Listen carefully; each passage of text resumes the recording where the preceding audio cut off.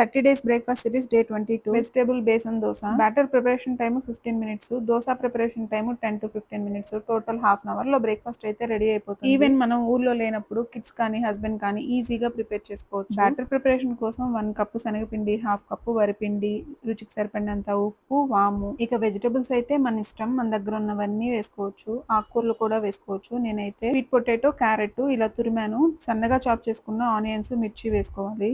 ఇవన్నీ ఒకసారి అంతా చేత్తోనే కలిపేసుకొని ఆ తర్వాత వాటర్ వేసుకుంటూ దోస బ్యాటర్ కన్సిస్టెన్సీ వచ్చేలాగా కలుపుకోవడమే. ఇందులో వాము తప్పకుండా వేయడానికి ట్రై చేయండి.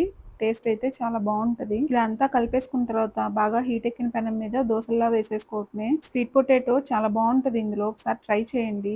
ఇలా దోసలా వేసేసుకొని మూత పెట్టుకొని 2 సైడ్స్ కుక్ చేసుకొని సర్వ్ చేసుకోవటమే. మూత పెట్టడం వల్ల స్వీట్ పొటాటో లోపల వరకు బాగా కుక్ అవుతుంది. నచ్చితే ట్రై చేసి ఎలా వచ్చిందో కమెంట్ చేయండి. ఈ వీడియో నచ్చితే like, share and subscribe to my channel. By.